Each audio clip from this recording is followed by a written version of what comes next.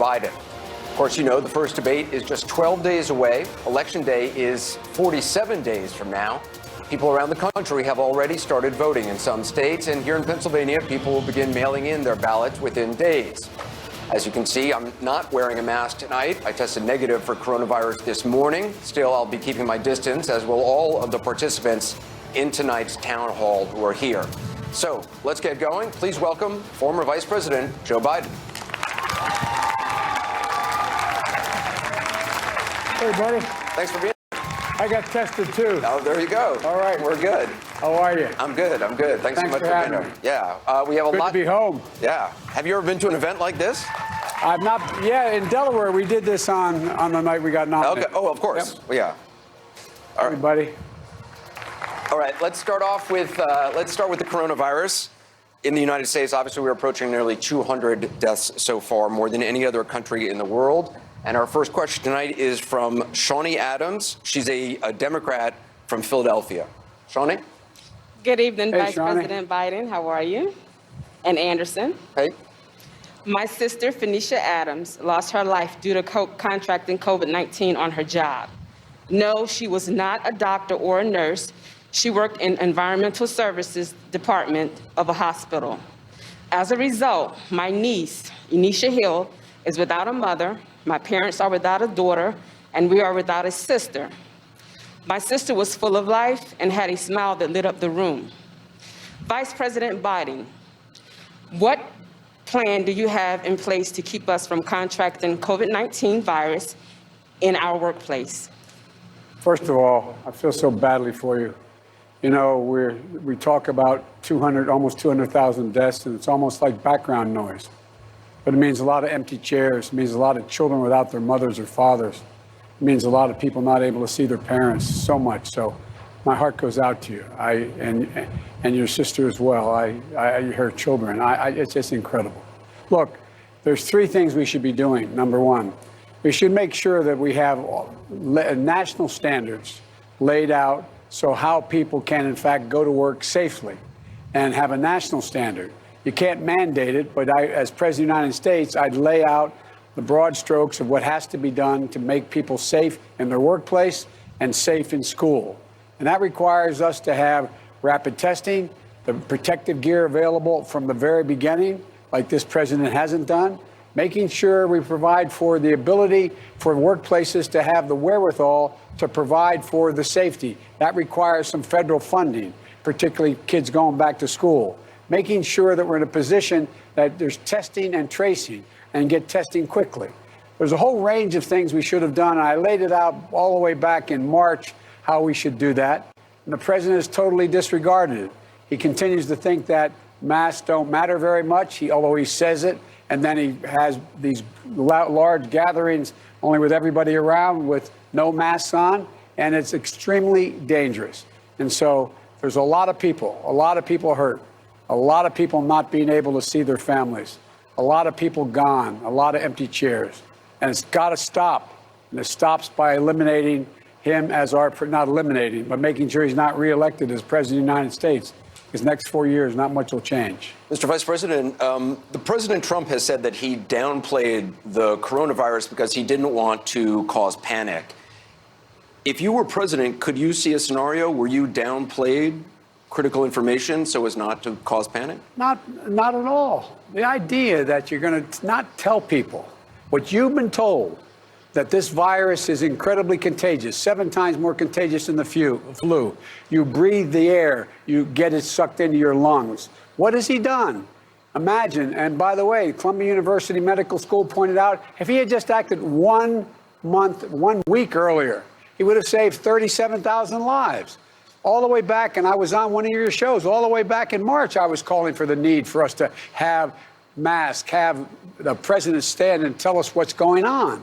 But he knew it. He knew it and did nothing. It's close to criminal.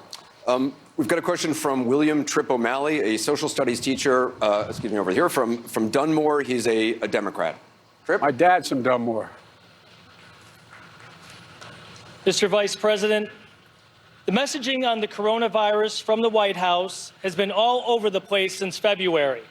It's been extremely inconsistent. It's caused so many people in this country to ignore the virus and not take the necessary precautions.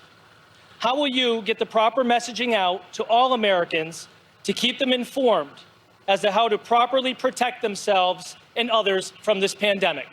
What presidents say matter. People listen. I will make it clear what is needed to be done. I cannot mandate people wearing masks, but we've just been told we should expect another 215,000 dead by January. But if we wore a mask, we'd save 100,000 of those lives, doing nothing but that.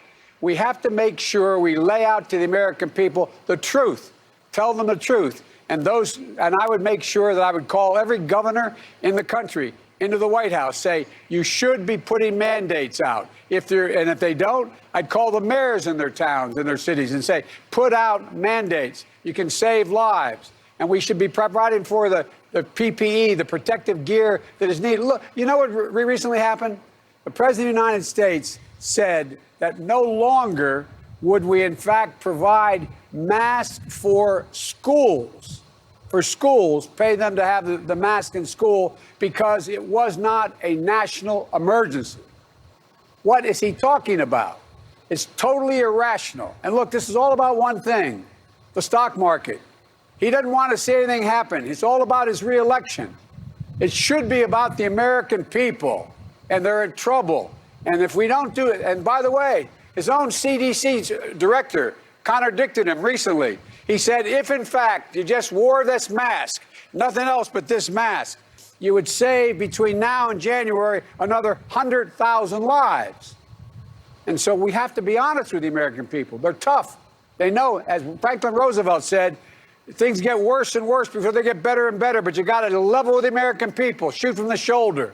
There's never been a time they've not been able to step up. This president should step down. Mr. Vice President, you've called the president's rallies irresponsible, yet you praised peaceful protesting this summer. What is the difference when it comes to COVID safety? I think COVID safety is a problem no matter where people are wearing masks, if they don't have masks on. The context of praising people who protest peacefully is there was about question of right to speak, not to loot, not to burn, not to do anything that causes damage. The right to speak out makes sense, but we should be careful across the board.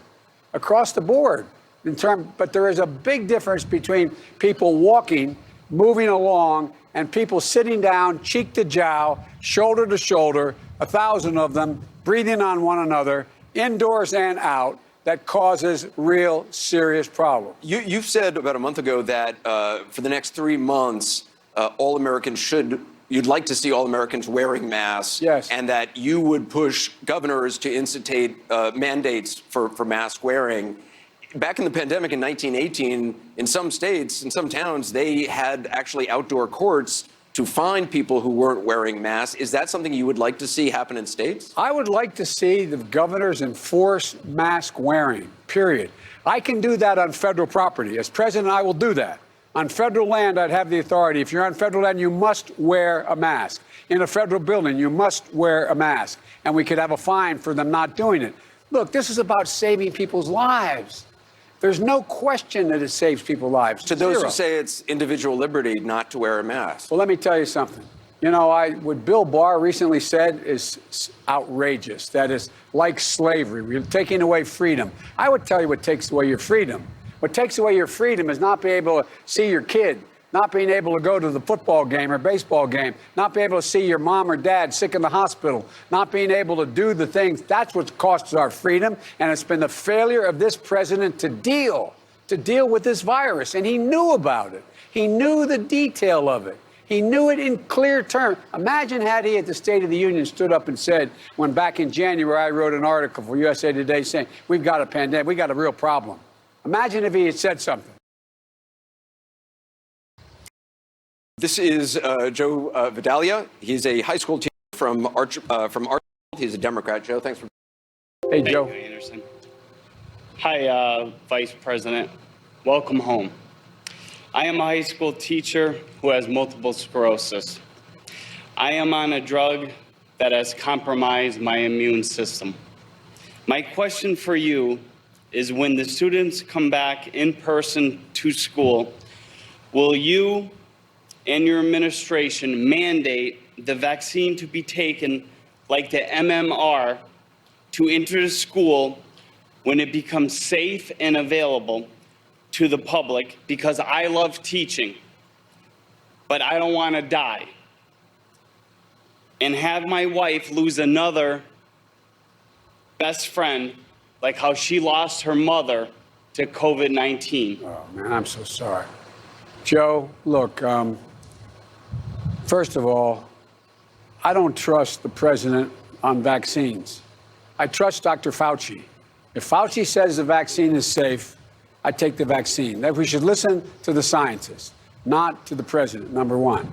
Number two, I think we should be requiring that you have, it's estimated by superintendents around the country, in order to make schools safe for returning, we need to spend about $200 billion to do that, to sanitize, to provide for more teachers and smaller classes and smaller mods, making sure the ventilation systems are functioning, dealing across the board to make it safer so that schools, when they open, they are safer. But with regard to you should be in a position where if, in fact, the vaccine, there's no vaccine that's going to be guaranteed 100%.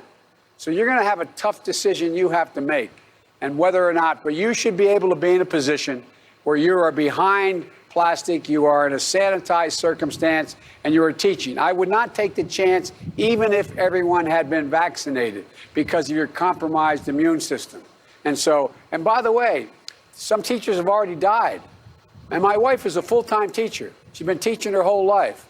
And she plans on teaching at least one course if we win as the first lady in the community college she's taught at. And so one of the things we have to do is make sure you are protected, the teachers are protected, but also students have access to the protection. Let me ask you, vaccine policy in schools is really done by states and localities. Yes. But as president, would you want to see, would you encourage states that they would have to guarantee that all students who went to school had taken the vaccine? It depends on the state of the vaccine.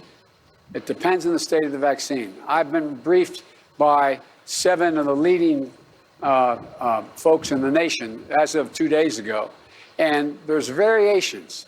Some of it, they're arguing it can take care of increase by 40, 50, 60%, that you won't get the COVID virus, but no guarantee beyond. We have to see.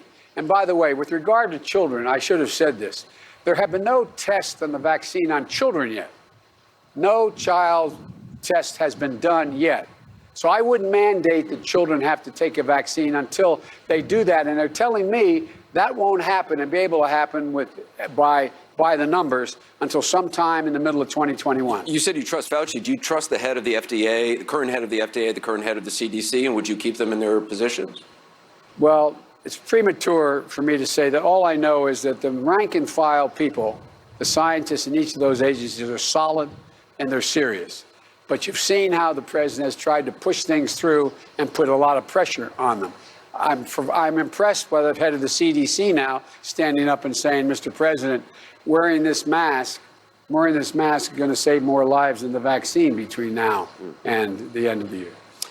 Mr. Vice President, this is Sheila Schaffler, a registered nurse from Scranton. She's a Republican who voted for Trump in 2016.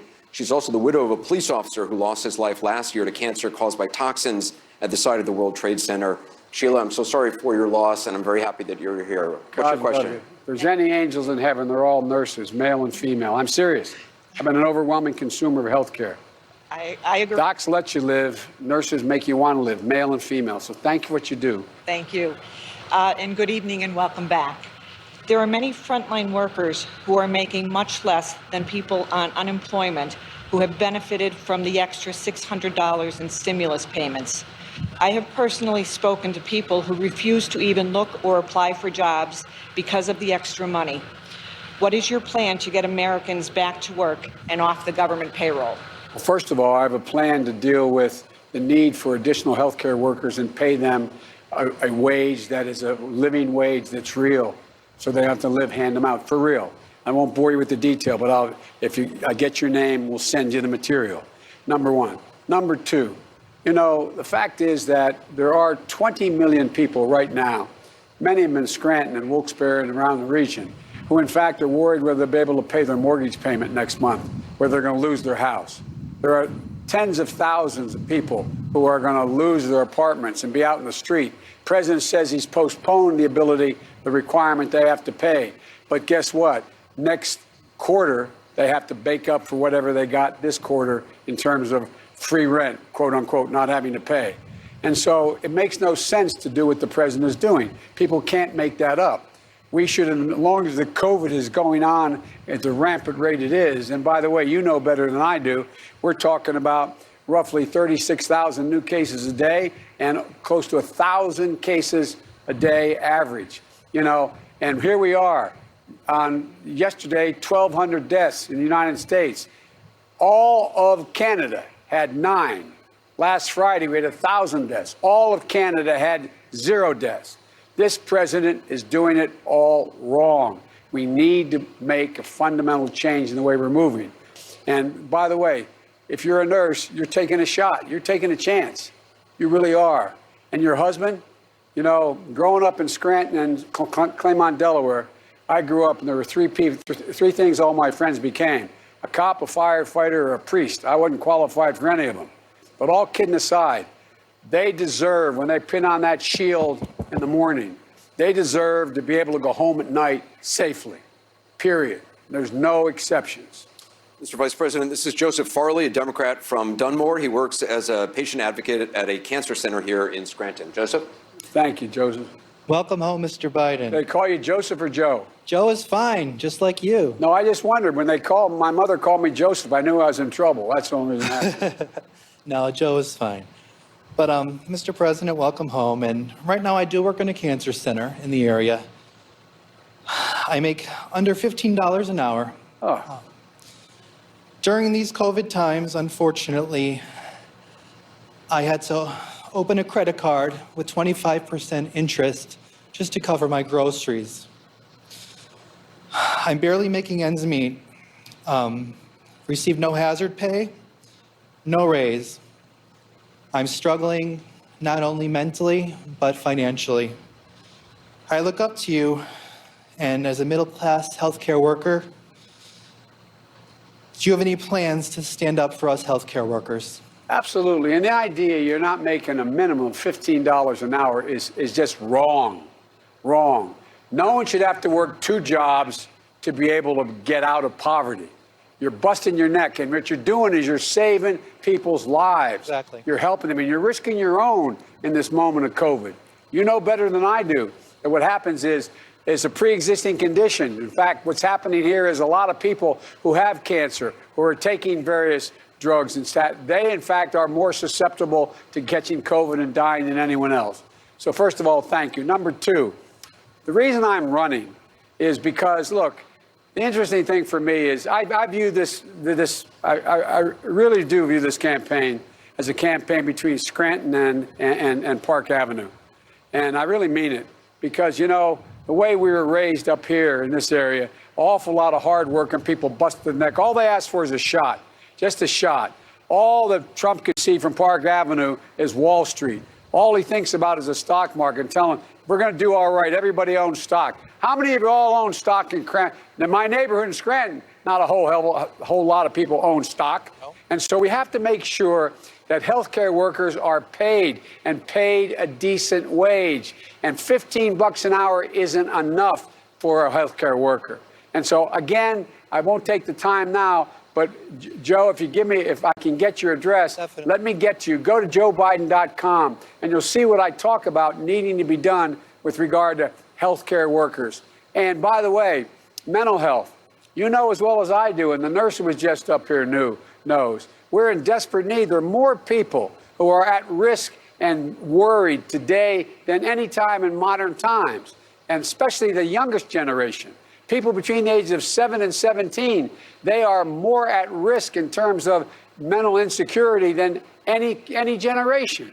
And that's why we have to make sure we have more social workers and psychologists in our schools. We learn drug abuse doesn't cause mental illness. Mental stress and mental illness cause drug abuse. We've learned so much that we can change so much. And that's why we ought to have to make sure that the super wealthy start paying their fair share, so we can do the things we have to do to make life better for hardworking middle-class folks.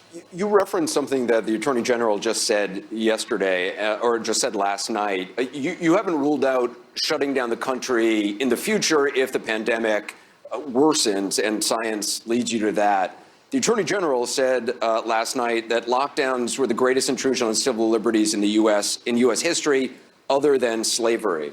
Well, look, two things.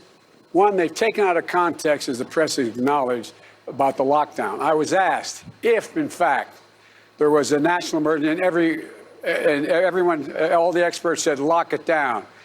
We're not talking about locking down the whole country. What we need, Anderson, we need a criteria from state to state, within states, as to what constitutes the risk in each of the regions. You could very well have to have stay-at-home orders relative to a city or a community, and another community, a rural community, not have that at all, because the rate of infection is much lower, number one. Number two, think of what he has said.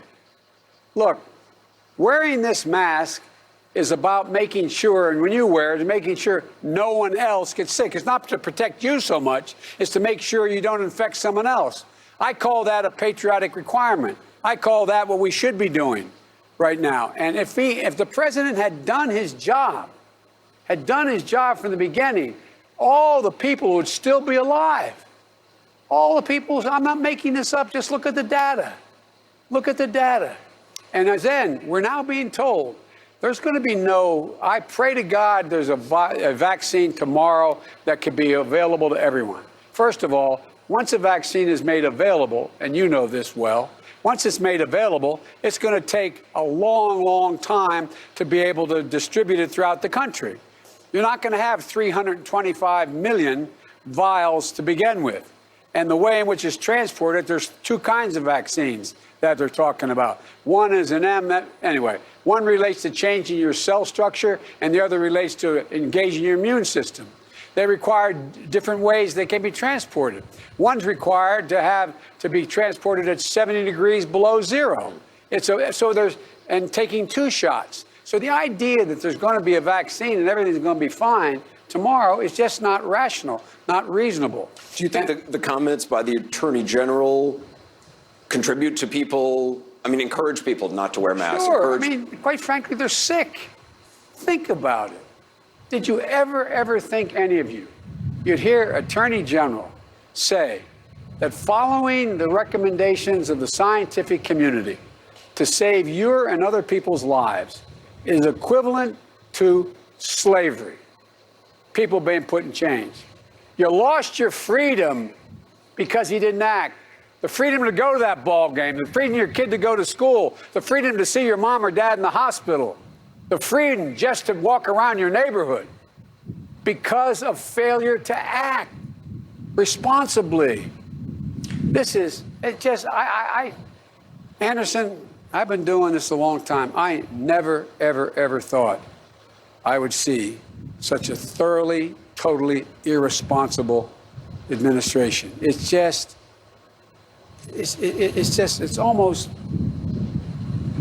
one of the reasons why, if you take a look, the Pew Foundation poll, guess what?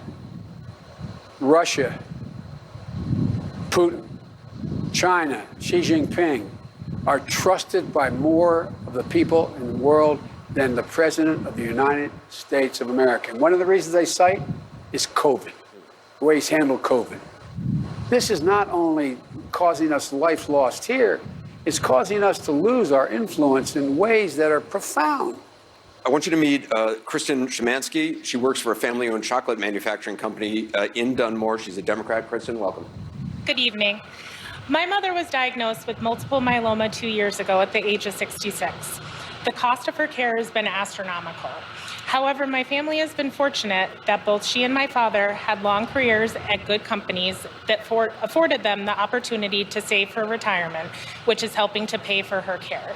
Mr. Vice President, what is your plan to make health care affordable so Americans don't need to drain their savings when care is necessary? First of all, In the middle of this pandemic, what's the president doing? He's in federal court, trying to do away with the Affordable Care Act. 100 million people with pre-existing conditions like your mom would not have to pay more for their insurance under now. But guess what happens if in fact, he wins? That's number one. Number two, what I would do is make sure that we reinstate the Affordable Care Act, number one, and add a public option to that Affordable Care Act so that nobody in the United States of America would go without being able to be covered for what they need. With regard to COVID, for example, I don't want to get too my son died of cancer. He came home from Iraq, and I have to tell you, it really, really offended me when he volunteered to go there for a year, and he came home because of with stage 4 glioblastoma. And the president referred to guys like my son. He won the Bronze Star, the Conspicuous Service Medal, referred to them as losers. Losers. Talk about losers. My point is this. The idea that health care is debated as whether or not it's a right or a privilege. It's an absolute right. And so we have to make sure, particularly in the moment of COVID, that any costs relating to COVID are in fact free. The federal government guarantees be taken care of. One of the reasons why people aren't going in and getting tested is they're afraid of the bill they're going to receive. They're afraid of what's going to happen. And with your mom, it's a different, multiple myeloma is a difficult disease to care for. And that's why one of the things I've done, well, anyway, I'm going on too much about cancer. I apologize. But one of the things that I strongly believe is we have to be in a position where we provide for all the research and all the effort to deal with cancer. And look, we can beat this disease, but we have to invest significant amounts of money, billions of dollars to do it. And it can be done. It can be done. We're going to take a quick break. When we come back, we'll have more questions from our audience from former Vice President Joe Biden. Thanks.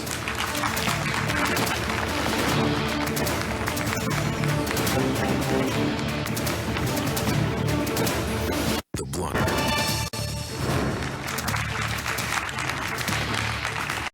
Welcome back. We're live from a very unique CNN drive-in town hall event tonight. We're at the home of Scranton Wilkes-Barre rail riders at PNC Field with local voters who have questions for presidential candidate Joe Biden. I just want to start with a question of my own. The first debate is 12 days away. President Trump was asked this week about how he's preparing for it. He said, quote, "I sort of prepare every day by just doing what I'm doing." How are you preparing for the debate? About the same way, although I have gone back and talked about and looked at not only the things he said, but making sure I can concisely say what I'm for and what I'm going to do. Do you have somebody playing President Trump? And if so, not yet. Okay. Not yet. I mean, there are actually a couple people, they asked me questions if they were as if they were Trump. Mm-hmm. But I'm looking forward to it. Our next questioner is Leah Connolly, a Democrat from Philadelphia. She's a program coordinator and museum educator. Leah? Philly girl. I married a Philly girl. Woo, Philly girls are the best. Good evening, Anderson and Vice President Biden. The dependability of our mail-in ballots, a necessity for this year and potentially upcoming elections, is in question for the upcoming November 3rd election. If elected, what steps would you take to ensure voters in future elections do not face the same uncertainty that their vote will be counted in time for election results? Number one, I would not try to throw into question the legitimacy of the election like this president and the people around him have done. Number one. Number two, I would make sure that the post office and I would move very quickly to try to get states to agree that they would open ballots before the actual deadline that night, so that because people have to mail in, those who mail in. Number three, what I'm doing now and I continue to do is try very hard to get as many poll workers available who are qualified to be able to, particularly because we'll still probably have some, we won't, hopefully in 2 more years, but to make sure that we have early voting We have same-day registration, and we're in a position where we make sure that you're automatically registered once you become 18 years of age. They're the things that I would push to do because, look, it's all about people showing up and voting. And I'm confident, notwithstanding all the effort the president has made, I think you're going to see a massive turnout. And if you wonder, go to iwillvote.com to figure out when you're going to vote, where you're going to vote, what your polling place is, so you're ready. Plan now. Well, let me ask you about that. The president just this morning tweeted that the results from the November election, quote, may never be accurately determined. Given everything that we've been hearing from the president, I'm wondering what you expect the days and weeks after the election to look like. Look, if the president had even remote confidence he was likely to win the election, he wouldn't be doing this. Remember, I wasn't on your show, but I said some months ago, I predict the president's going to try to move the election date. And everybody said, oh, he'd never do that. Guess what? He suggested maybe we should move the election date, postpone the election.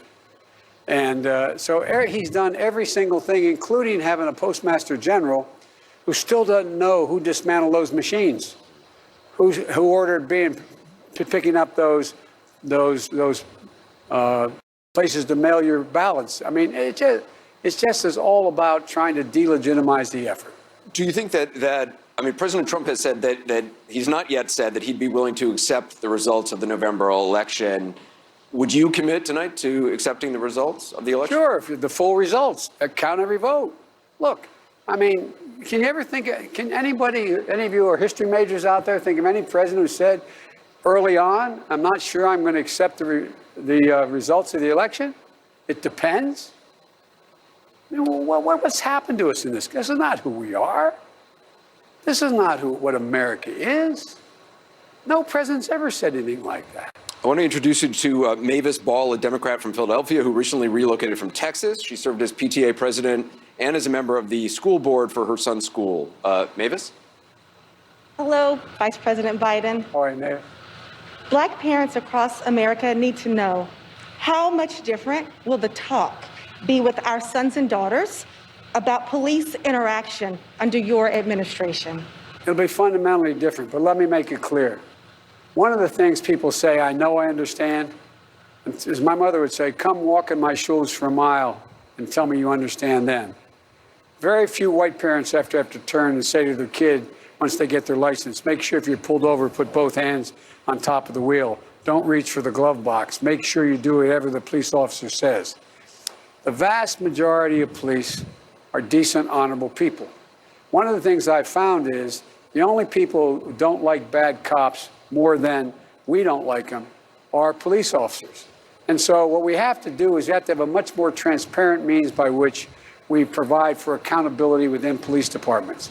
As President of the United States, what I will do, I will nationally bring together police chiefs, police officers, the union people, the African-American leadership, the communities, the brown communities, the civil rights leaderships, to sit at the table and agree on basic fundamental things that have to be done, including much more rigorous background checks on those who apply for and become police officers. 2, teaching people how to de-escalate. 3, providing for 911 calls like what happened in Lancaster, making sure that you have psychologists and psychiatrists available to go out to deal with those circumstances. We can change. We started that process before. I'm confident it can work again and again without vilifying. There's bad cops. There's bad police officers. There's bad senators. There's bad congressmen. There's bad docs. There's people who aren't meeting standards in every single solitary profession. And I'm confident the vast majority of the police are prepared to sit down in the White House in a commission like Barack and I started to begin to sit down and lay out what the minimum basic requirements are and what is out of bounds, period, including the ability for us to be able to go in and look at a pattern and practice of police departments so they're completely transparent. Mr. Vice President, Bob Woodward asked President Trump about white privilege and whether or not he benefited from it. And the president said, no, I don't feel that way at all, and sort of mocked Bob Woodward.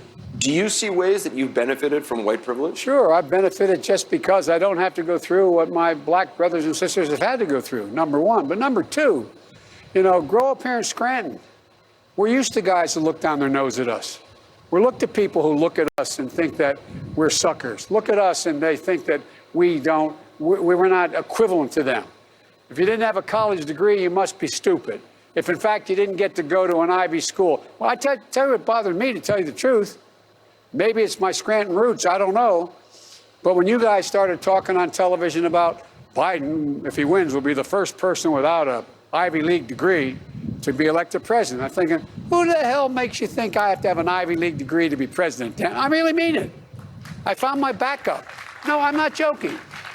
I'm not joking. Like, guys like me were the first in my family to go to college.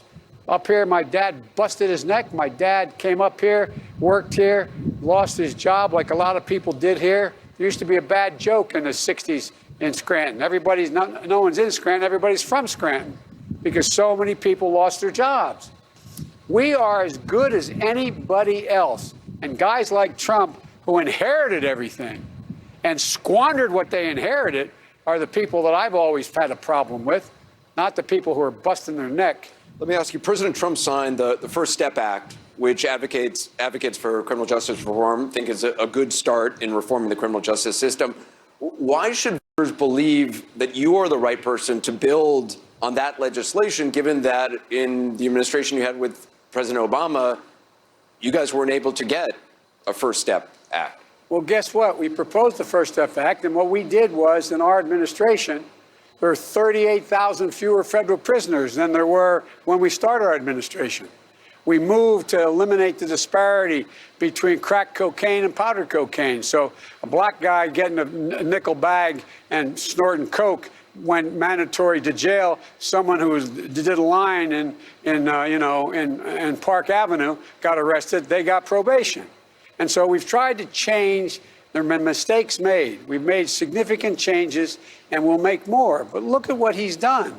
Look at where we are. He has refused to do the kinds of things that need to be done to fundamentally change the criminal justice system, including making sure that there's equal application of justice. This is Bill Barrett. He's a retired police chief of Wilkes-Barre and a member of the Wilkes-Barre City Council. He's a Democrat. Bill, thanks for being with us. Chief, didn't I meet you when you were chief? We did, sir. That's what I thought. Looking at you like I know. Good evening, Vice President Good evening. Biden, Anderson.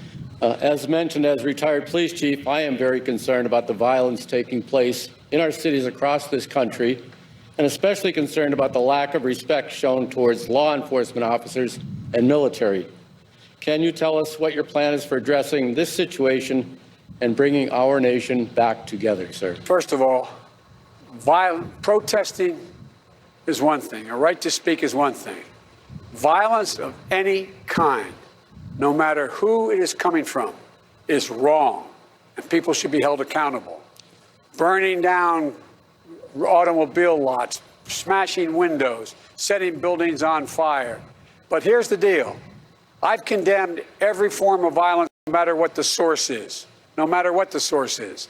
The president has yet to condemn, as you've probably noticed, the far right and the white supremacists and those guys walking around with the AK-47s and not doing a damn thing about them. This is absolutely, look, his own former press secretary, Kellyanne Conway, said, I'm paraphrasing, chaos and violence are good for our administration. They're good for us. President talks about in Joe Biden's America. I got to remind him, he may be really losing it. He's president. I'm not the president. This is Donald Trump's America. Do you feel safer in Donald Trump's America when he incites these kinds of things? The idea is it's wrong no matter what the source is, where it comes from. I condemn it all, and people should be held accountable. But folks, I'm waiting for the day when he says, I condemn all those white supremacists. I condemn those militia guys as much as I do every other organizational structure. And by the way, Chief, when you put that badge on and you walk out the door, you have a right to come home to your family safely. Period. Period. A lot of protesters have called for defunding police. This summer, murder rates in some big cities have shot up. Chicago murders are up 52% so far. New York up 23%. Los Angeles up 15%. There are a lot of people who worry about a breakdown of law and order in this country. Are you one of them? I'm worried that as long as the administration continues to preach hate and division, talking about people in ways they talk about them, that I am worried. But here's the deal. We're in a situation in the United States where, by the way, in our administration, violent crime went down 15%. We didn't have to worry about protecting public buildings. We were able to do it without sending in our military. Do you ever think you'd see a day? You can't answer me, I know. But ever think you'd see a day when 6 four-star generals walked away from this president? Several of them said they were ashamed of how he conducted himself. A president who stands out peacefully protesting in front of the White House. No violence whatsoever. He gets the military to go in, put tear gas, move people, physically move them out of the way so he can walk across to a Protestant church and hold a Bible upside down. I wonder if he ever opened it, upside down, and then go back to a bunker in the White House? What are we talking about here?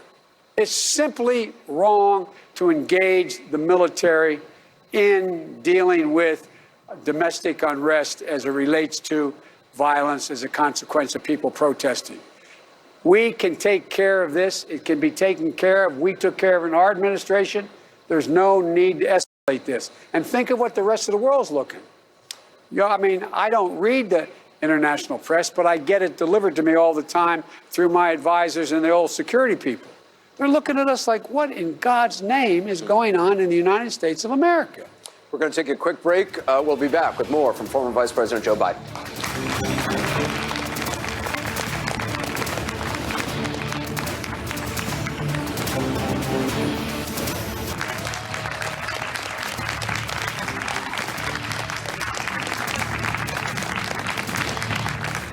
And welcome back to our drive-in town hall with former Vice President Joe Biden.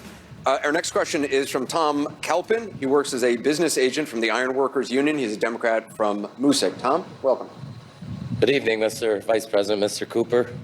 With the abundance of natural gas in Northeast Pennsylvania, do you support the continuation of fracking, safely and with proper guidelines, of course, and growing the industry to aid additional jobs to our region? Yes, I do. I do. In addition to that, we can provide for right now, as you know, there are thousands of uncapped wells because a lot of companies gone out of business, whether they're gas or oil facilities. We can put to work right away 250,000 people from the iron workers and other disciplines making union wages, capping those wells that are leaking methane and are a danger to the community. And so not only do I continue to support it, jobs, it's important for this community. It's important for Pennsylvania and Ohio and other states. It's an important business, and it's a lot of wages are involved in that. But beyond that, we can also get people working now, capping the wells that are left uncapped right now across this region and all the way. There's hundreds of thousands of them all across the nation, and that put a lot of people to work. Let me just follow up on that. You said you won't ban fracking, but that you wanted to gradually move away from it ultimately. It sounds like to some you're trying to have it both ways. That I mean, politically, it's understandable why you might say that, but if fracking contributes to climate change, and climate change is an existential threat, why should fracking continue at all? Well, fracking has to continue because we need a transition. We're going to get to net zero emissions by 2050, and we'll get to net zero power emissions by 2035. But there's no rationale to eliminate right now fracking, number one. Number two, those jobs that are out there, whether it's a IBW worker or whether it's an iron worker or whether a steel worker, what I'm proposing is that, you know, when Trump thinks about global warming, he thinks hoax. When I hear global warming, I think jobs. What I'm going to make sure we do is we can transition in a way. For example, We're going to build 500. The reason why all these unions have endorsed me is that they know my position, that I'm going to make sure that we have 500,000 charging stations on our highways so we can own the electric car market, creating 1 million jobs, and we can lead the world in Detroit. We can lead the world in making sure we move to electric vehicles. As President of the United States, I'll have one of the largest fleets. We spend $600 billion a year, federal money, for federal contracts. I'm going to make sure those contracts are all products made in America, including the chain that provides for every one of those products. I'm going to do away with the tax break that the president gave people who send jobs abroad, to make sure that if you, in fact, have a contract, with taxpayers, my money, you must use American products, you must buy American products, and you must not be in a position where you're exporting. We have over 50% more people moving jobs overseas as a consequence of these contracts. So it's all backwards. And this is going to provide a lot of good paying jobs for people in the trades. Let me introduce you to Hannah Cannon, a Democrat from Allentown, where she runs a bike mentoring program for a local nonprofit. Hannah, welcome. Hello, good evening. So as you know, the entire West is on fire. Glaciers are melting and air quality is poor in many areas. The climate crisis cannot be ignored. I participated in many climate actions in recent years, and I am about to become a mother for the first time. As you know, Black, Hispanic, and communities in poverty are more vulnerable to the climate crisis. Are you a firm supporter of the Green New Deal, and how you will make sure our communities are protected? I have laid out in detail what I'll do, and I'm going to see to it that, I said, we get to a net zero power grid by 2035, so no president can turn around and change what we're doing. We're going to get to net zero emissions by the year 2050 before. In the meantime, there's so much we can do and still make it better for people. We're going to invest in close to $1 trillion over time, in the near time, for infrastructure. We're going to build green infrastructure. For example, I propose that we spend $100 billion on making sure our schools have the right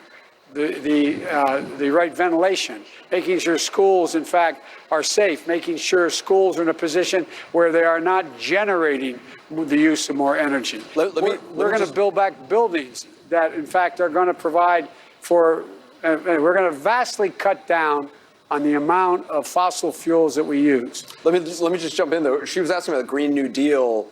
Do you back that, or do you think it's too much? No, I don't think it's too much. No, I have my own deal. I've laid it out in great detail. And which the Democratic Party's adopted as a platform. It requires for us to move in a direction to fundamentally change the way in which we deal with the environment. I'm the guy that ran the Recovery Act, which invested over $90 billion in bringing down the cost of renewable energy so it's now more competitive than it is for coal or for oil or for gas. And so there's no reason why we can't transition in an orderly way, and by the way, before I actually went through the whole thing, I sat down with every one of the major unions. They all endorsed me. And I said, look, this is what it's going to mean for you. It's not only good for the environment, it's going to provide jobs, and you're not going to lose your jobs. You're not going to lose your jobs. Not producing the same energy, producing different kind of energy. We're going to take another quick break. We'll be back with more questions for presidential candidate Joe Biden next.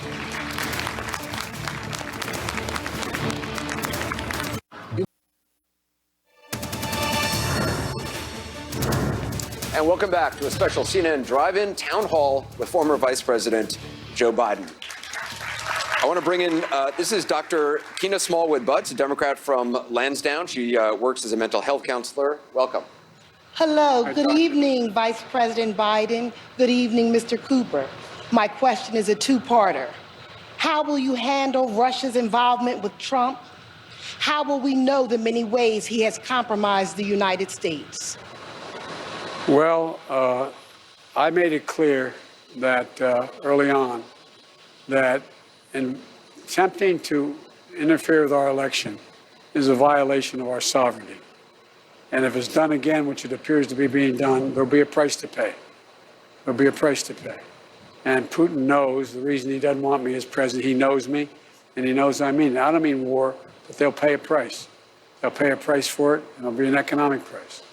Number one. Number two, one of the things we have to do is make sure that we investigate exactly what involvement there has been in our election and to protect against it. One of the things we have to do as well is provide the states the wherewithal to be able to upgrade their list, their machinery, and to make sure their encryption is deal with the notions that can make safe the voting rolls and make it more difficult to have cyber intrusions into anything that's being done.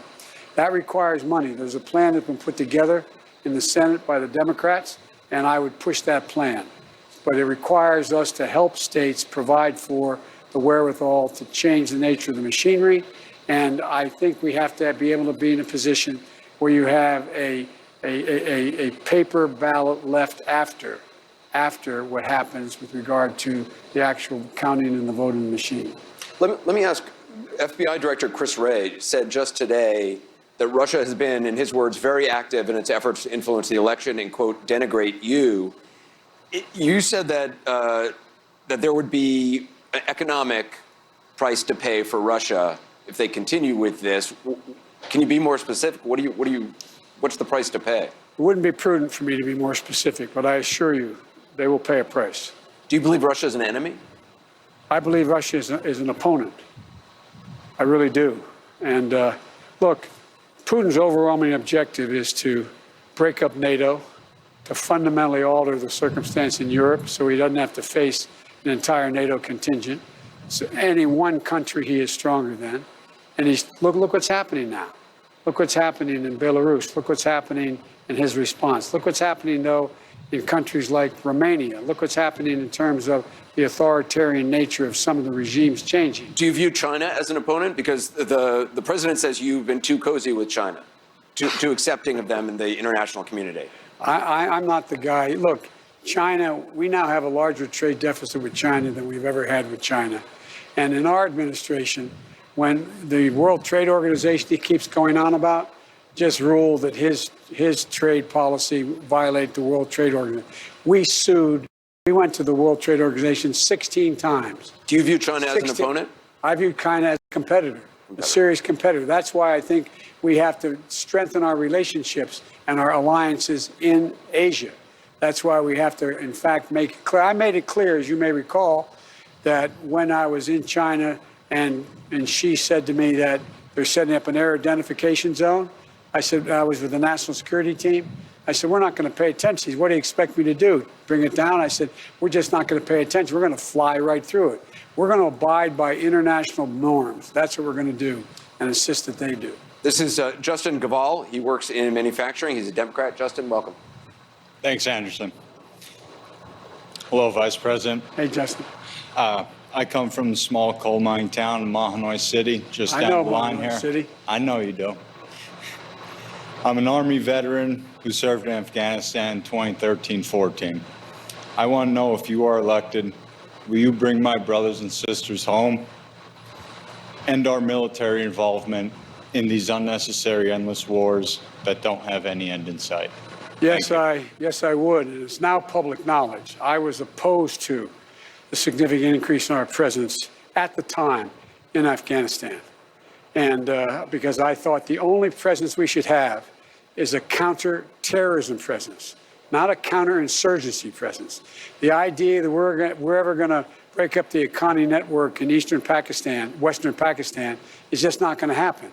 But we have to be in a position where we can make it clear that if need be, we could respond to terrorist activities coming out of that region directed toward the United States. It does not require a large force presence. We got that presence down to lower than it is now. This president is the one that's increased the number, not reduced the number. This is Gary Hartman, the president of a company that makes the steel frames used to transport shipping containers. He's a Republican who voted for President Trump in 2016. Gary, welcome. Hey, Thank Gary. you. Vice President Biden, Cheetah Chassis is located in Berwick, Pennsylvania, where we produce intermodal container chassis. We're a small family-owned business that is facing unfair trade container chassis imports from what we'll call a massive state-owned entity in China. The products are currently under Section 301, but the Chinese have found a way to undermine the relief of the tariff. So, as president, how would you address China's unfair trade policies?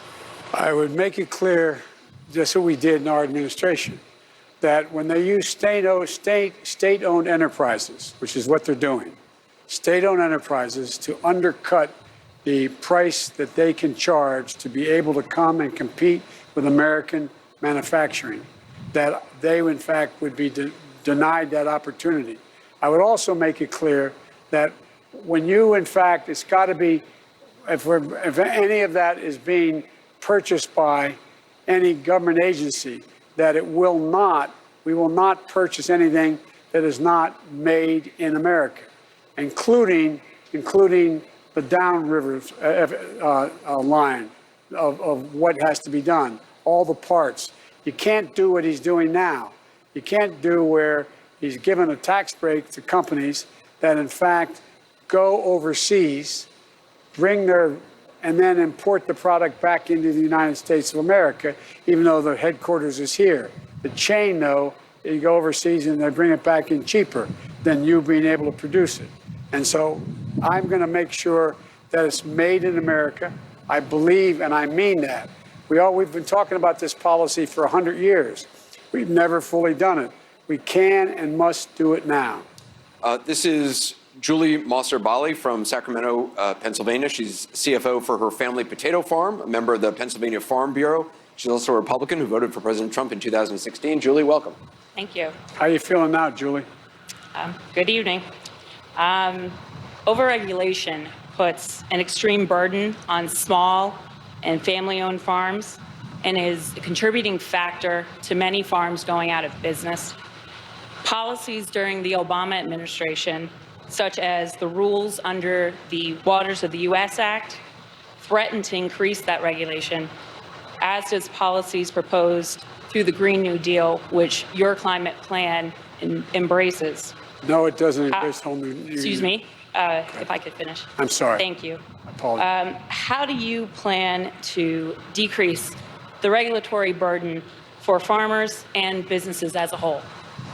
Two ways. Number one, we should provide for your ability to make a lot more money as farmers by dealing with you being able to put land in land banks, and you get paid to do that, to provide for more open space and provide for the ability of you to be able to be in a position that we are going to pay you for planting certain crops that in fact absorb carbon from the air. That's part of what the plan relates to in terms of agriculture and the environment. But as it relates to, if you're talking about regulation that relates to fertilizer and water tables, that's a different thing.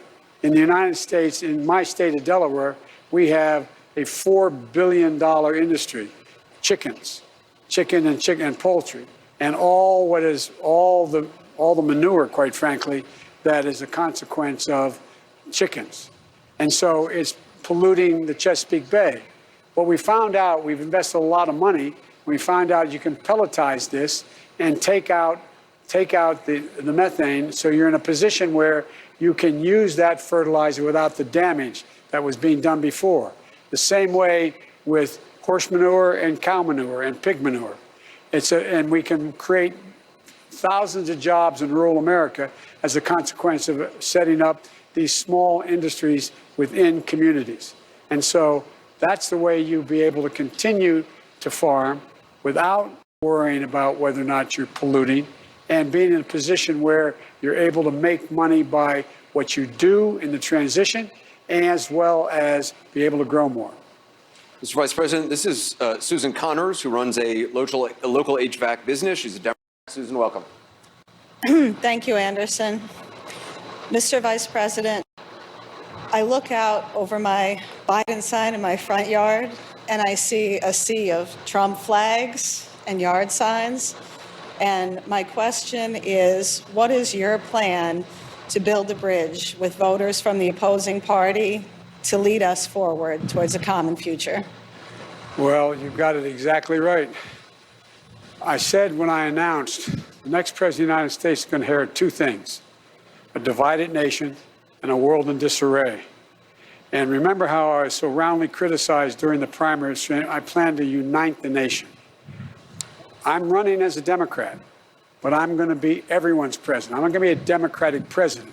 I'm going to be America's president. And I've made my whole career based upon bringing people together and bringing the parties together. I've been relatively good at doing that. I learned a long time ago, and I apologize, Anders heard me say this.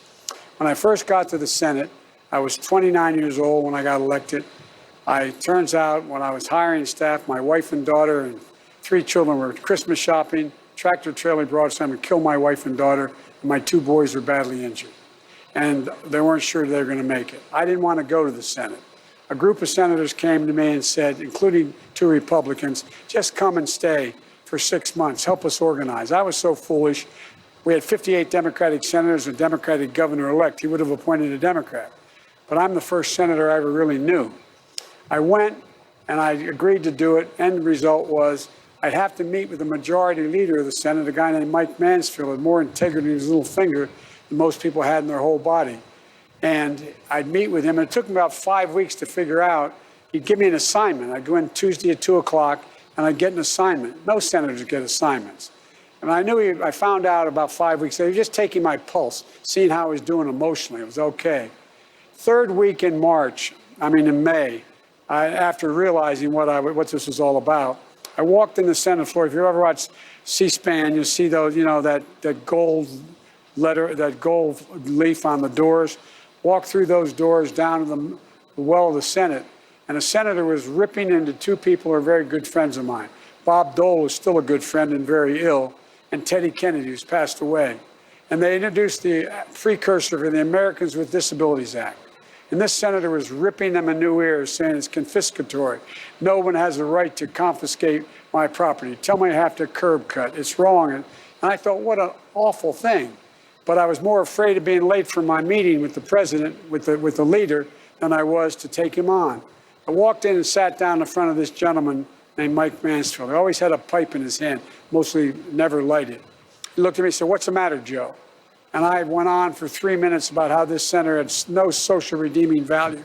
How could he not care about people with disabilities?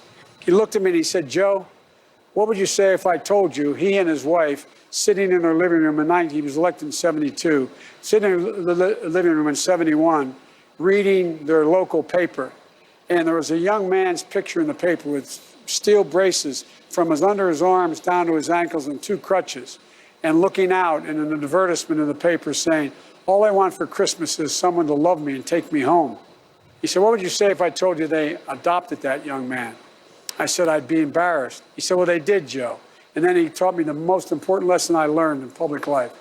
He said, "Joe, it's always appropriate to question another man's or woman's judgment. It's never appropriate to question their motive because you don't know. And once you question motive, you can never get to an agreement. By the way, you're in the pocket of the cement industry. Let's talk about making more highways. You can't get it done." So I've never done that. And I've been able to get an awful lot done because I've never questioned motive. I don't rip the cord. I'm going to be America's president, not a Democratic president. I'm a Democrat, proud of it, but America's president. Do you think it's still possible to reach across the aisle? Yes, I do. In case you haven't seen, a group of Republicans has said they're prepared to work with Joe Biden if he's elected. Happen to see that? It was recently published in The Hill. You think you can? I'm confident I can. I'm confident that with President Trump out of the way and his vitriolic attitude and his way of just getting after people, revenge, with that gone, there's going to be an awful lot of Republicans who should have spoken up already, but in fact,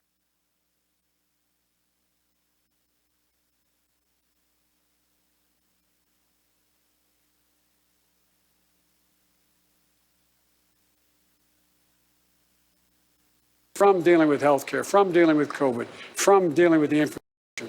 And I think we're going to win back the Democratic Senate.